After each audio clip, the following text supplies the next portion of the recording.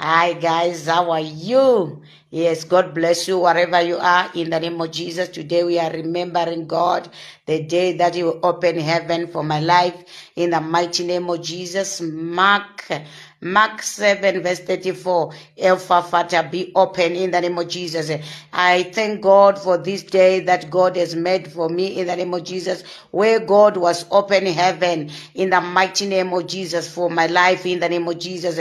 God was open heaven for my life. So I decree and I declare right now, even you, I want to open heaven for your life in the mighty name of Jesus. I want to open heavens in your life right now in the mighty name of Jesus.